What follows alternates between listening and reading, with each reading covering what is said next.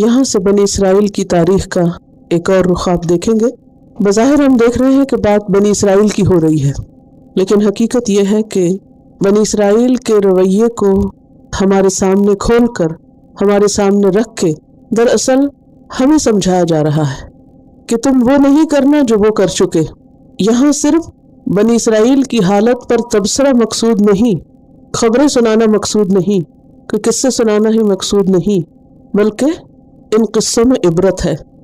जैसे कि सूरत यूसुफ की आयत 111 में है, लक़द कान फ़ी क़ससिहिम इबरतुन लिउलिल अलबाब।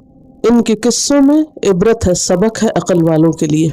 तो अक़लमंद लोग जब इन आयात को पढ़ें तो इन्हें सिर्फ बनी इसराइल का हाल समझ कर न पढ़ें, बल्कि इसमें अपने हाल का जायज़ा लें कि हम कहाँ खड़े हैं और हम क्या कर रहे हैं, कहीं हम भी वही तारीख तो नहीं दोहरा रहे। तो आयत नंबर 83 में 83 में अल्लाह सुब्हानहू व तआला बनी इसराइल के साथ किए हुए एक अहद का जिक्र कर रहे हैं कि बनी इसराइल से पक्का वादा लिया गया था कुछ बातों पर, और आप देखेंगे कि कितनी सिमिलैरिटीज़ हैं इन तालीमात में और उनमें जो हमें दी गई। वइज़ अख़ज़ना मीसाक़ बनी इसराइला, और जब हमने पक्का वादा लिया बनी इसराइल से। किस तरह ये वादा लिया गया था? पैगम्बरों के ज़रिए, अम्बिया के ज़रिए। क्या वादा? ला ताबुदून इल्लल्लाह, कि तुम अल्लाह के सिवा किसी और की इबादत नहीं करोगे, न किसी फरिश्ते की, न किसी रसूल की, न शजर की, न हजर की, किसी भी और चीज़ की इबादत न करोगे, किसी और के आगे नहीं झुकोगे, किसी और के लिए सजदा नहीं करोगे, किसी और के लिए सदका खैरात नहीं करोगे। तुम्हारी सारी नमाज और कुर्बानी, जीना और मरना, सब कुछ अल्लाह रब्बुल आलमीन के लिए होगा, क्योंकि बंदों पर सबसे बड़ा हक अल्लाह का है। अल्लाह ने बंदों को अपनी इबादत के लिए पैदा किया है, और ये हुक्म जो बनी इसराइल को दिया गया, ये सिर्फ बनी इसराइल को नहीं दिया गया, बल्कि जितने भी अम्बिया दुनिया में आए उन सब ने अपनी कौमों को यही सबक सिखाया, यही बात कही।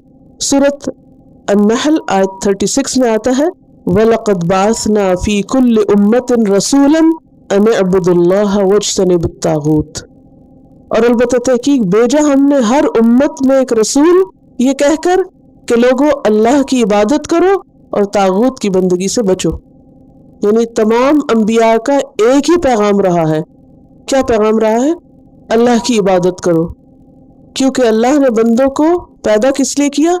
वमा खलक़तुल जिन्ना वल इंसा इल्ला लियअबुदून, अपनी बंदगी के लिए। और हर पैगंबर ने आकर यही सबक याद करवाया कि लोगों इधर उधर नहीं होना, अल्लाह ही की इबादत करना। और फिर जैसा कि पीछे भी आप पढ़ चुके हैं इय्याका नअबुदु में, और आगे भी आप इस इबादत की तफसीलात पढ़ेंगे कि हर तरह की इताअत और बंदगी सबसे पहले अल्लाह का हक है, और जहाँ अल्लाह का हक हो वहाँ किसी और की बात नहीं मानी जाएगी।